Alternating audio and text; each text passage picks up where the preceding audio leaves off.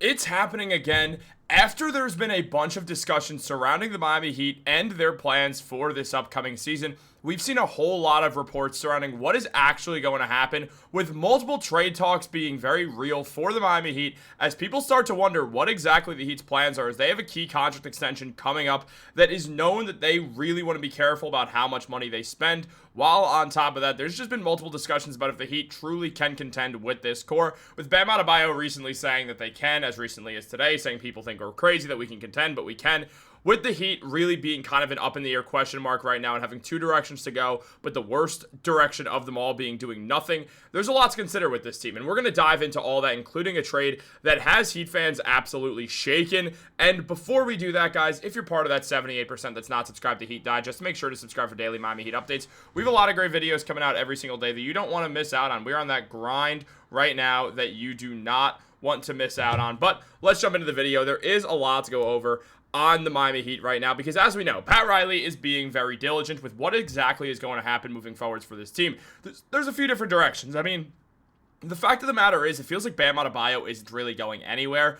But does the team really want to contend? And do they want to pay Tyler Herro an insane amount of money? That's the big question that we have to ask ourselves right now, because there's a world where the Heat really do decide they don't want to pay Herro all that money, which does make some sense. I mean, when we just look at everything surrounding Herro and his contract, we see a man who's got one more year left on a $33 million deal before he ends up asking for even more average annual value than just $33 million.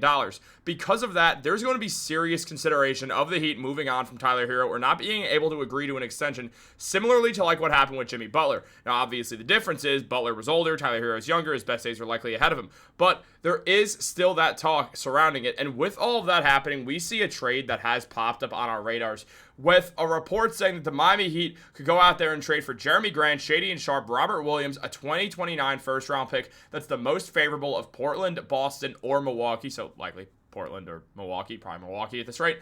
And on top of that, get rid of Terry Rozier's contract, but also in the process losing Tyler Herro, the star of this team. Now, Zach Buckley discussed this deal, saying that between the trade for Drew Holiday and the return of Damian Lillard, the Trailblazers have sent signals about their desire to win sooner rather than later. And based on the team's quietly strong showing down the stretch, 13-14 with a plus 2.6 net rating after the All-Star break, sooner could arrive faster than folks think.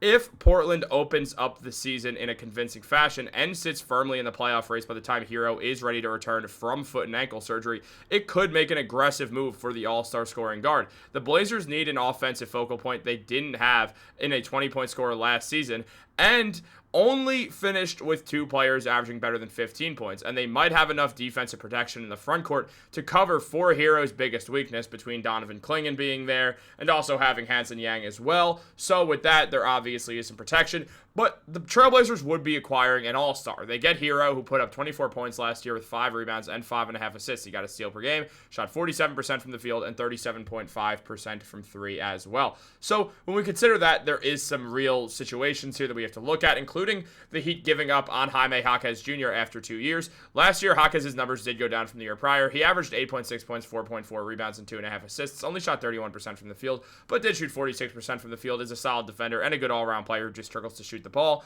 which was one of the reasons why his minutes went down and his efficiency also dropped. So we do have to consider that, understand that it is a very real situation that we're looking at, and the Heat would be moving on from two players right there that absolutely do feel like they're going to be huge parts of the future still, Jaquez and obviously Herro. So when we consider that, the Heat don't even have to think about paying Jaquez while they acquire just two younger players. And as Zach Buckley mentioned, the Blazers would also get their crack at reviving Jaquez, whose skills and smarts landed him on the 2023-24 All-Rookie First Team. They get nothing more than a money-matching guy out of Rozier, but thankfully his $26.6 million salary expires after this season. So there would be some financial relief and wiggle room if they want to extend Herro's pact, which runs through 2026-27. Shedding Williams would also free up more developmental minutes to split between Donovan Clingan and Hanson Yang as well, so we have to consider that. But to me, you do wonder why the Heat go out there and do this deal. I mean, yeah, you acquire Robert Williams, but you also just acquired Precious Achiuwa, So now there's just going to be an influx of bigs. Williams is a solid player, though. The man got nearly 2 blocks per game. He's a sneaky good passer and also put up 6 points and 6 rebounds as well. He's a good defender, very, very good rebounder as well. A good player when he's healthy, but he's rarely ever healthy as well. So this is not a guy that you really look at and you're thrilled to get back in any sort of package. Even though he does shoot 64% from the field, there's a lot of things Williams does well. But at the end of the day, where exactly does he fit on a Heat team? Do you put him next to Khalil Ware and have Precious Achiuwa somewhere there as well? It becomes a very interesting situation. On top of that, the main piece the Heat do get back is Shady and Sharp, a 22-year-old who looks like he's absolutely ready to set the league on fire if he can get in the right situation. The Heat are the right situation, and this is the guy who you really look at when you make this deal. Yeah, he struggled to shoot the ball, shooting 31%, the same percentage as Jaime Jaquez, but shot 45% from the field and put up 18.5 points per game, 4.5 rebounds, and 3 assists. He's a solid defender as well, and just a superb athlete who the Heat would try to develop. But the thing is, the difference between Herro and Sharp is only 3 years. That's the real thing that we're looking at here.